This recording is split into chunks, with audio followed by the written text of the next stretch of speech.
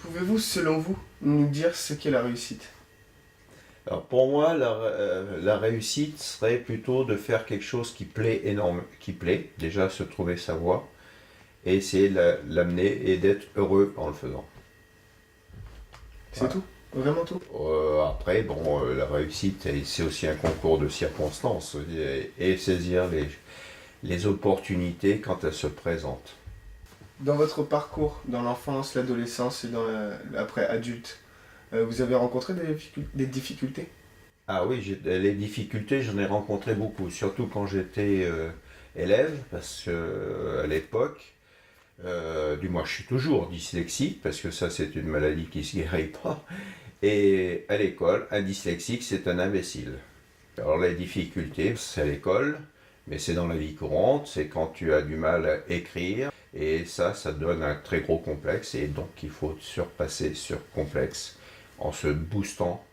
Du coup, si on vous demande comment vous avez franchi ces obstacles, La première des choses que j'ai fait, mais qui me plaisait quand même, c'est que j'ai passé des examens où il n'y avait pas d'écrit. Où j'ai été embêté, c'est le jour où j'ai voulu faire vraiment du sport. Il a fallu donc que j'aille en fac et passer des concours, mais j'ai quand même fini deuxième, hein. d'accord. Donc c'est que je connaissais mon sujet. Oui. Au sein du quartier, est-ce que vous avez rencontré aussi des difficultés? Alors au sein du quartier, dans mon adolescence et tout, non, à part les difficultés, on va dire, de vie commune, parce que c'était quand même l'après-guerre, et l'après-guerre, c'est quand même pas été facile pour nous, car on a eu les tickets de rationnement, je crois que jusqu'en 62, donc on mangeait pas tous les jours à notre faim, mais ce qu'il y avait de très bien, c'est qu'on était toute une bande de jeunes ici, et on s'entendait super bien, on, on a vécu des choses formidables. Il n'y avait pas de polémique, il n'y avait pas de bagarre. Le fait d'être dans le quartier, est-ce que ça vous a, comment dire, gêné dans la vie? Empêché d'avancer ou... Ce quartier et les alentours qu'on appelle Marnelieuse et tout ça, autrefois, c'est l'endroit où on a construit un peu pour les sinistrés, et ça devait être démoli d'ailleurs, tu vois.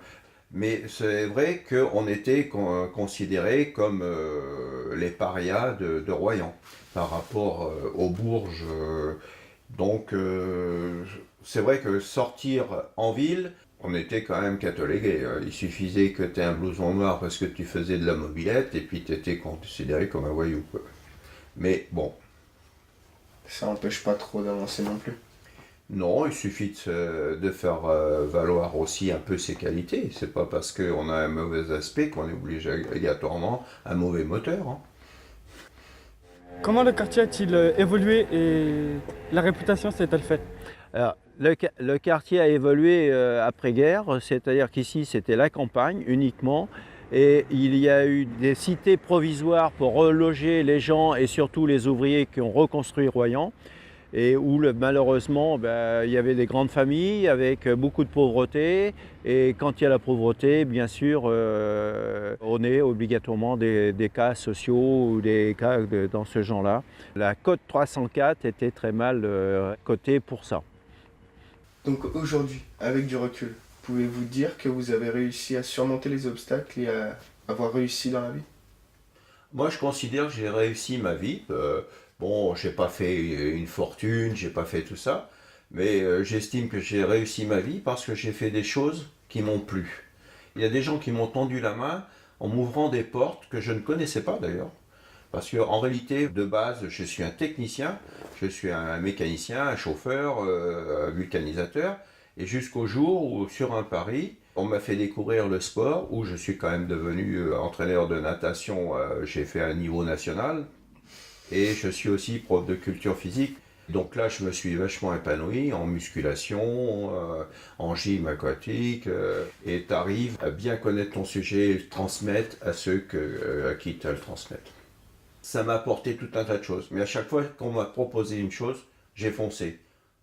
Donc avec tout votre parcours, vous avez quand même décidé de revenir aux sources et rester quand même proche du quartier? Ah ouais, je suis revenu aux sources. Alors là aussi, c'est un concours de circonstances, mais j'avais quand même la nostalgie, on va dire, que j'ai toujours un peu, des années 60 que j'ai vécu ici. pendant mon adolescence, c'est-à-dire l'âge que tu as actuellement, où vraiment on s'est éclaté.